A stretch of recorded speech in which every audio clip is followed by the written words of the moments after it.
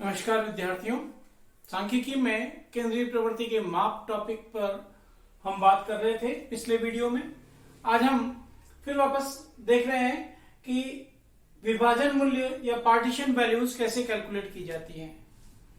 विभाजन मूल्य का या पार्टीशन वैल्यू का मतलब क्या है? जो श्रेणियों को हिस्सों में बांटती हो। मध्यिका भी उनमें से एक है। मीडियन की जब हमने कैलकुलेशन की थी, समझा था उसको, तो मीडियन क्या था?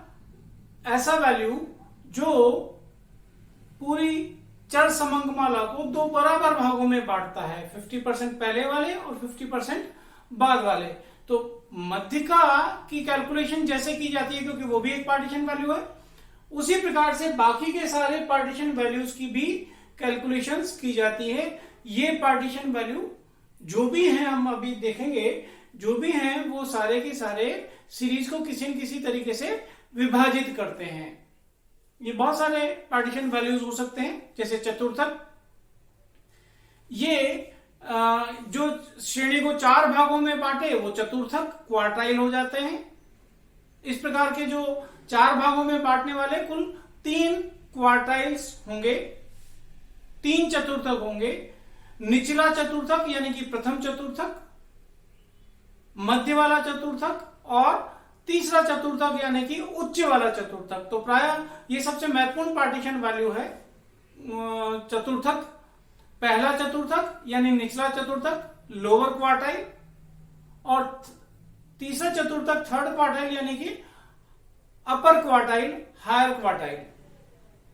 Q3 और Q1, जो निचला है वो Q1, जो ऊपर वाला है उसको हम बोलते हैं Q3 का सिंबल हम देते हैं। तो Q3 में से अगर Q1 को घटा दिया जाए तो ये मध्य के 50% को बताने वाली बात होगी, क्योंकि इससे पहले वाले Q1 से पहले भी 25% होंगे और Q3 के बाद में भी 25% मूल्य होंगे।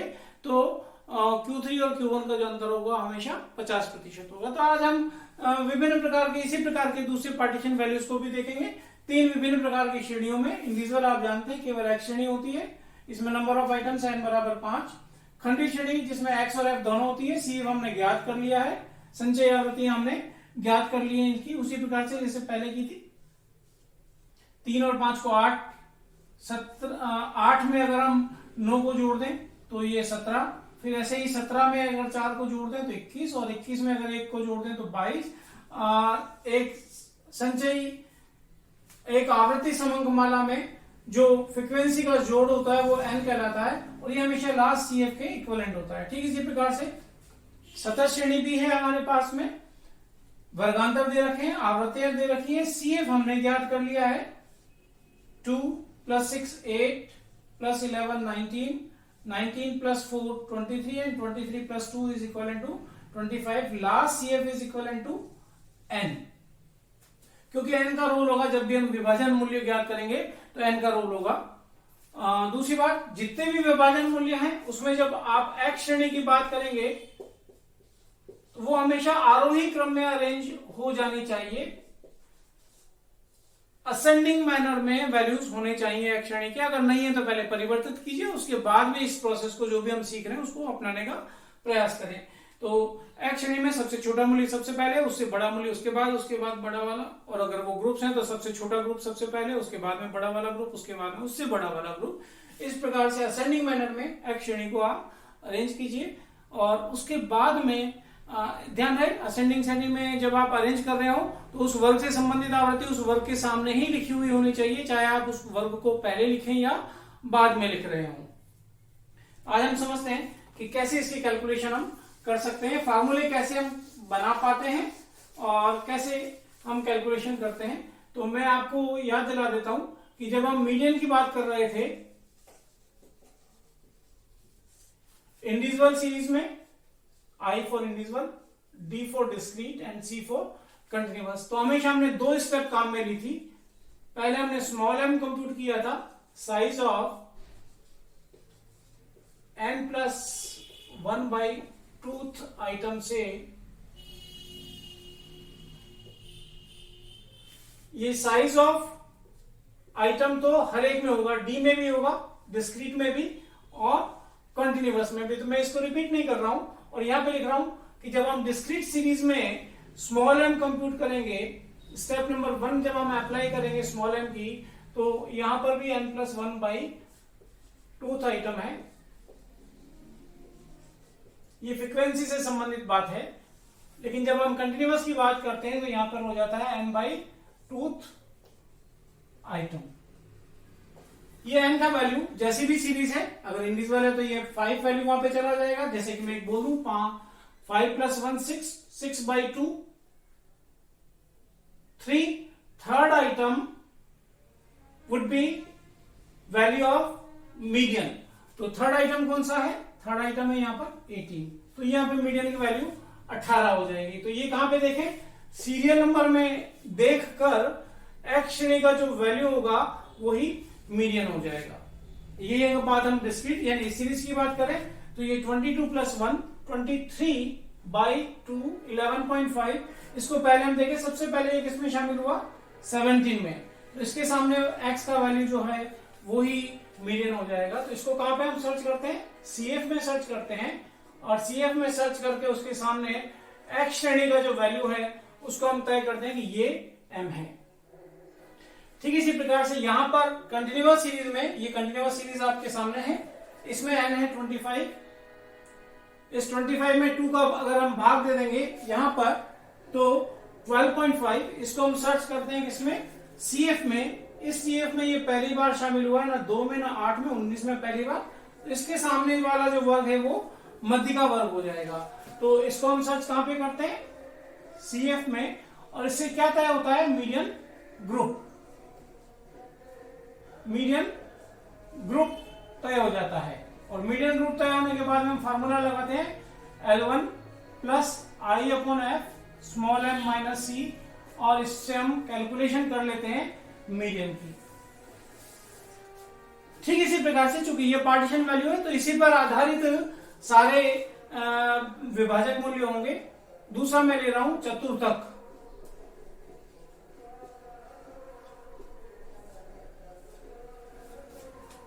तीन चतुर्थक होते हैं, मिलके पूरी श्रेणी को 4 भागों में बांटते हैं। तो मैं स्टेप नंबर 1 की बात करूं तो यहां पर हम लेते हैं स्मॉल q1। अगर हम पहला चतुर्थक, प्रथम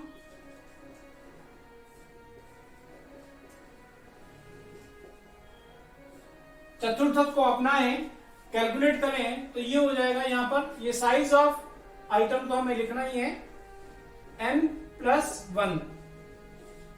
जो कि चतुर्थक है, चौथाई है, तो डिवाइड बाई 4 करें, और चूंकि ये पहला चतुर्थक है इसलिए आपको मल्टीप्लाई बाई 1 करें।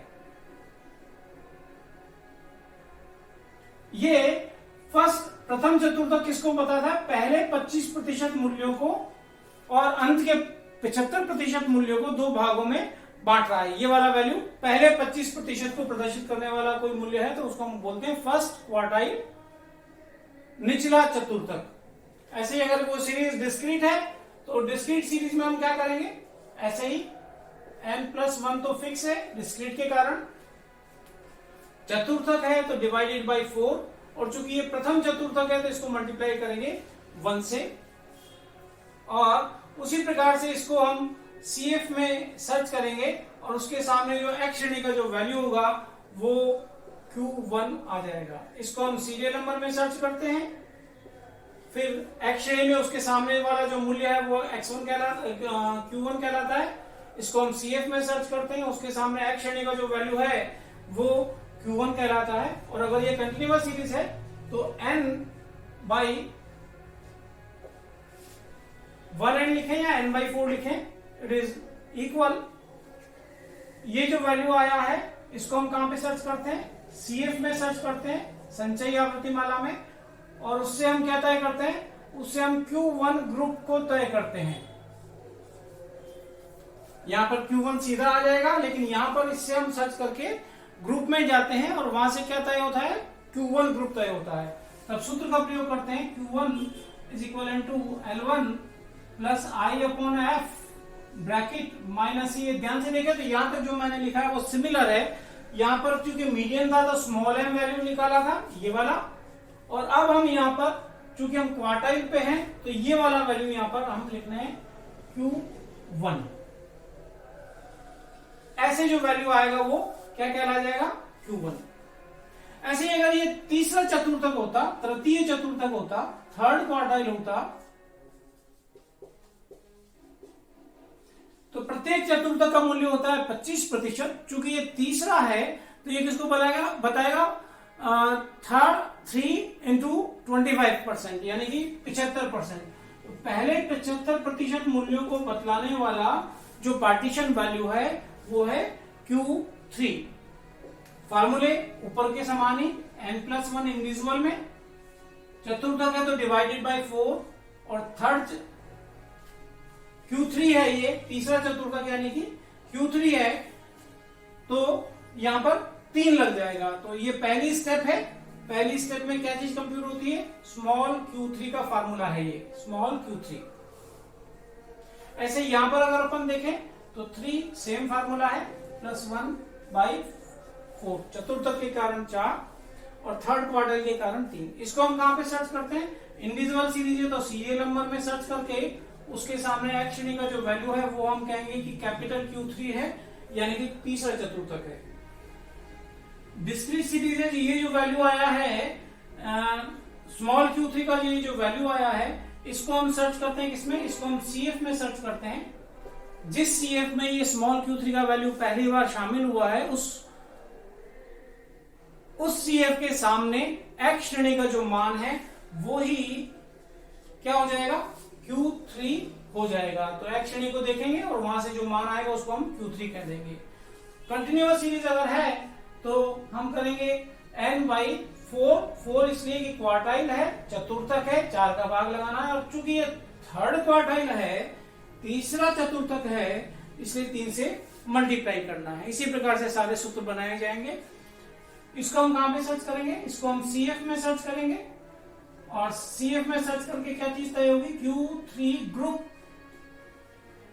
बनेगा। और Q3 ग्रुप ज्ञात करने के बाद में Q3 का फार्मूला हम लगाएंगे L1 + I/F ब्रैकेट -E। अभी भी मैंने देखो ये प्लेस छोड़ा है, केवल इस प्लेस का अंतर है, यहां पर आएगा यही वाला वैल्यू स्मॉल वाला Q3 जो हमने पहली स्टेप में ज्ञात किया, ये वाला वैल्यू जो है स्मॉल Q3 है वो यहां पर इस जगह पे आएगा। ये जो वैल्यू है वो स्मॉल Q1 है, ये कहां पर आएगा, इस जगह पे आएगा। तो ये चतुर्थक हमने इस प्रकार से सूत्र बना के ज्ञात कर लेंगे। और ठीक इसी प्रकार से और भी पार्टीशन वैल्यूज होते हैं।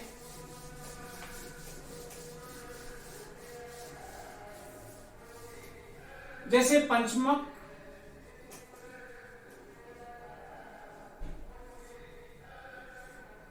क्वांटाइल्स मतलब 5 वैल्यूज जो श्रेणी को 5 भागों में बांटे उसको हम बोलते हैं पंचमक। तो ऐसे 4 पंचमक होंगे जो श्रेणी को 5 भागों में बांटेंगे। श्रेणी को 5 भागों में बांटे, 100% को 5 भागों में बांटे तो हर भाग 20% के बराबर होगा। यानी पहला क्वांटाइल, पहला पंचमक पहले 20% यानी 0 से 20% मूल्यों को बतलाएगा, और दूसरा उसका दुगना कर लीजिए, 20 + 2 × 2 तो 40 को बताएगा।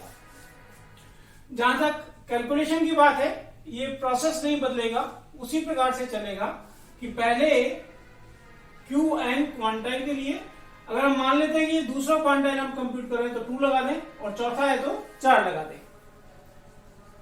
n+1 इंडिविजुअल के कारण क्वांटाइल पंचमक 5 का भाग, और चूंकि ये दूसरा है क्वांटाइल तो 2 से गुणा, ऐसे यहां पर 2n+1/5 2n/5। इंडिविजुअल में क्या करते हैं हम, इसको हम सीरियल नंबर में सर्च करते हैं इस वैल्यू को, उसके सामने X श्रेणी का जो वैल्यू है वही Qn2 यानी कि पंचमक आंसर हो जाएगा।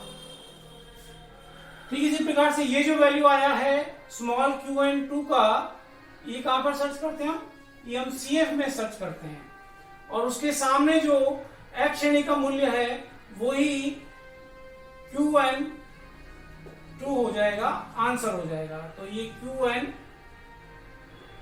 ऐसे यहां पर Qn2 जब हम कंप्यूट करते हैं तो ये सूत्र कंटिन्यूअस का, इसको हम कहां पे सर्च करते हैं, इसको हम CF में सर्च करते हैं। CF में सर्च करने से क्या मिलेगा अपने को, Qn2 का ग्रुप मिलेगा। कंटिन्यूअस सीरीज है तो इसमें हमें ग्रुप मिलता है, और कंटिन्यूअस सीरीज में हमें वैसे ही फार्मूला यूज करना है। Qn2 का formula L1 plus I upon f small Qn2 minus c. यहां पर बस ये वैल्यू जो आया है वो यहां पर प्लेस करना है। बाकी L1 lower limit of the group, I interval of the group, F frequency of the group and C is cumulative frequency of the immediate preceding to the median group or immediate preceding to the quantile second group। वो C वहां से हम संचयी आवर्ती माला से continuous series में यहां से हम ले लेंगे। अगर ये ग्रुप है तो C यहां हो जाएगा। जैसे पंचमक ये हुआ है तो ये किसको बताता है, 0 से 20% मूल्य को। एक पंचमक चूंकि यहाँ पे कौन सा है, 2 दूसरा, तो ये कितना हो जाएगा 0 से 40%। तो फिलहाल ये Qn2 है, जो पहले 40% मूल्यों को व्यक्त करने वाला विभाजक मूल्य है, वो पंचमक हो सकता है। ऐसे ही और भी हैं। अगर हम शतमक की बात करें, परसेंटाइल की बात करें, तो ये वही परसेंटाइल है जिसके आधार पर आजकल एडमिशंस किए जाते हैं। वो परसेंटाइल 100 भागों में बांटने वाले मूल्य को कहते हैं हम शतमक या परसेंटाइल। तो 99 परसेंटाइल्स हो सकते हैं, P1, P2, P3, P8, P10, P90, P98, P99, इस प्रकार से 99 परसेंटाइल हो सकते हैं। कैसे फार्मूला हम बनाते हैं बस वो ध्यान रखिए, तो उस प्रकार से हम कैलकुलेट कर सकते हैं। तो स्मॉल p को मैं ऐसे डिनोट कर रहा हूं, ये P1 से लेके P99 तक कोई सा भी वैल्यू यहां पर आपसे पूछा जा सकता है। तो मैं फिलहाल अगर इसको मैं मान लेता हूं कि अगर ये 95 है, 95 वाला परसेंटाइल बतलाओ, तो चूंकि सीरीज को 100 भागों में बांटता है तो हर भाग 1% के बराबर हुआ, और ये कौन सा कंप्यूट करवाया हमसे, 95, तो हर भाग 1% के बराबर, तो 95 भाग कितने प्रतिशत के बराबर, 95% के बराबर। तो P95 पहले 95% और अंत के 5%, इन दोनों को 2 भागों में इस प्रकार से सीरीज को बांटता है। ये पर्टिकुलर वैल्यू 2 भागों में बांट देता है, पहला 95 और अंत का 5%। और शतमक का मतलब क्या है, जो 100 भागों में बांटता है। यहां पे देखिए इसका प्रभाव n+1 इंडिविजुअल के कारण, इंडिविजुअल सीरीज में हम कंप्यूटेशन कर रहे हैं। शतमक है तो 100 का भाग लगाएंगे, और चूंकि ये 95 वाला कंप्यूट कर रहे हैं तो 95 से मल्टीप्लाई करेंगे। ऐसे यहां पर देखें 95th परसेंटाइल है तो 95 से मल्टीप्लाई करें, n+1 डिवाइडेड बाई परसेंटाइल का मतलब 100 भागों में बांटना, तो ये डिवाइडेड बाई 100। ऐसे कंटिन्यूअस सीरीज है तो n/100, क्योंकि 100% होते हैं, और चूंकि ये 95th परसेंटाइल हमें कंप्यूट करना है तो 95 इस प्रकार से। तो इसे हम कहां पे सर्च करें, इसे हम सीरियल नंबर में सर्च करें, उसके सामने जो x श्रेणी का जो वैल्यू हो जाएगा वही कैपिटल P95 यानी कि 95th परसेंटाइल आ जाएगा। ठीक इसी प्रकार से इस वैल्यू को कहां पे सर्च करें, इसको हम कम्युलेटिव फ्रीक्वेंसी में सर्च करें, डिस्क्रीट सीरीज में, खंडित श्रेणी में कम्युलेटिव फ्रीक्वेंसी में सर्च करें, ये खंडित श्रेणी, इसमें सर्च करें, जिसमें ये वैल्यू पहली बार आए उसके सामने जो एक्स सीरीज का वैल्यू है वही आंसर हो जाएगा। CF में देख के फिर एक्स श्रेणी में देखें, और इससे ये जो आंसर आएगा ये P95 हो जाएगा। ठीक इसी प्रकार से यहां पर देखें तो 95n/100 ये जो वैल्यू आया है इसको हम बोलते हैं P95, स्मॉल P95, ये वैल्यू आ गया।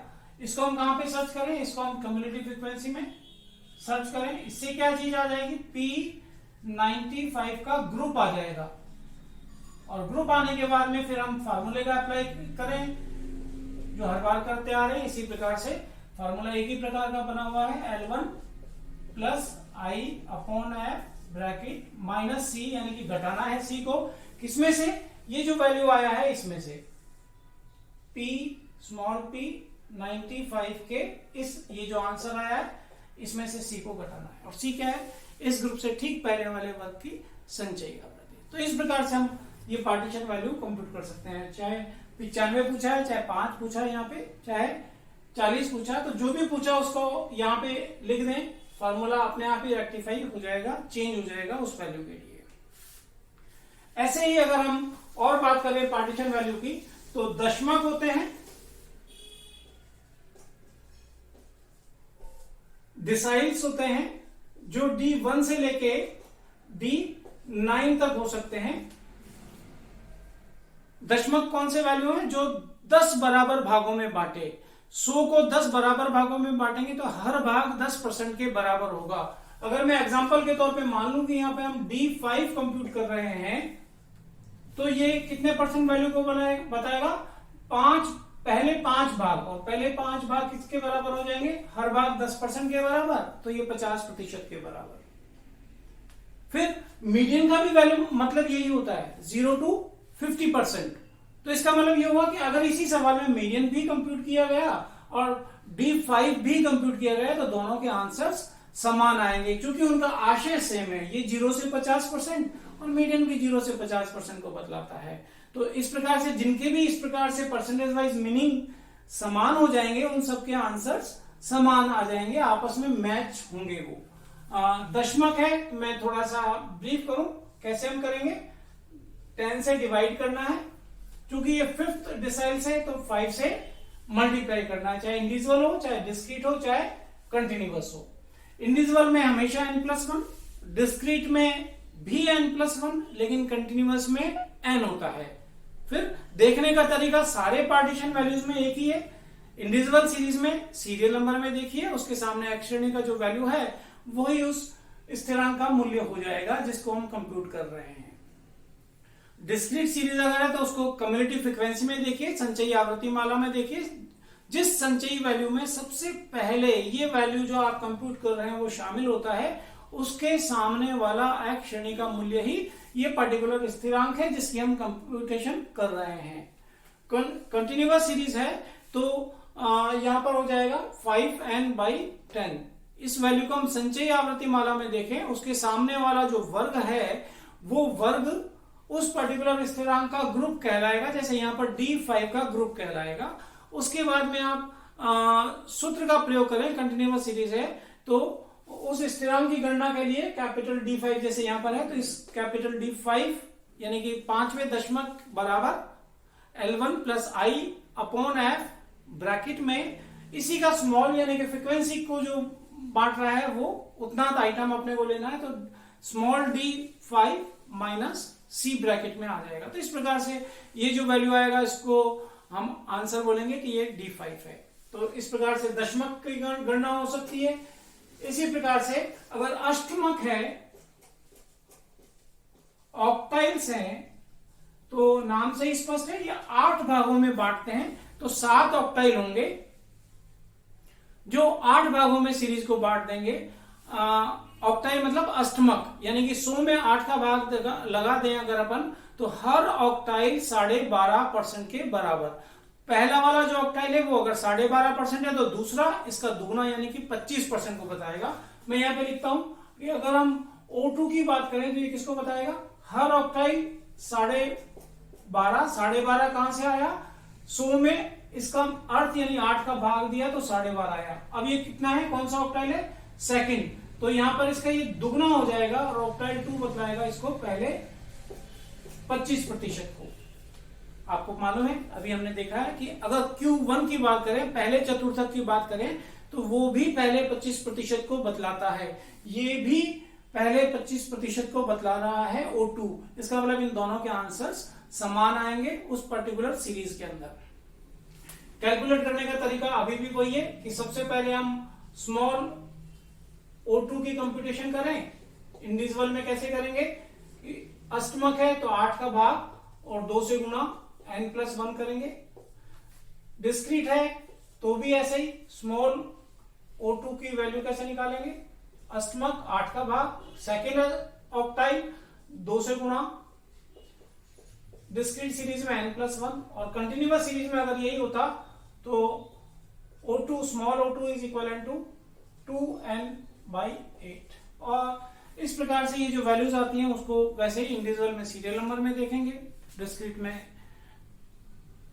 हम इसे CF में देखेंगे और उसके सामने एक श्रेणी का वैल्यू आंसर हो जाएगा।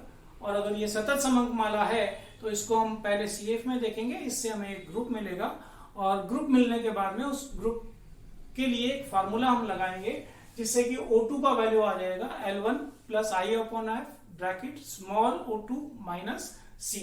इस प्रकार से हम विभिन्न प्रकार के पार्टीशन वैल्यूज की गणना कर सकते हैं। ये बहुत सारे होते हैं तो इनका प्रोसेस याद रखिए कि कैसे ये हमने वैल्यू यहां पर लिखा है, कैसे ये दोनों चीजें हमने यहां पर लिखी हैं। ये केवल ये दो प्लेस हैं जिनमें वैल्यू आपकी बदल रही है, बाकी सारा का सारा प्रोसेस सभी पार्टीशन वैल्यूज में समान है। तो उसके मीनिंग का भाग देना है और जिस नंबर का आपने से वो पर्टिकुलर पार्टीशन वैल्यू कंप्यूट करवाया वो नंबर यहाँ पर हमें लिखना है। इंडिविजुअल में सीरियल नंबर में, डिस्क्रीट में CF में देखकर एक श्रेणी और कंटिन्यूअस में CF में देख के फार्मूला लगाएंगे क्योंकि हमें उसमें ग्रुप मिलता है। तो ये सारे पार्टीशन वैल्यूज की कैलकुलेशन आप इस प्रकार से कर सकते हैं। Thank you.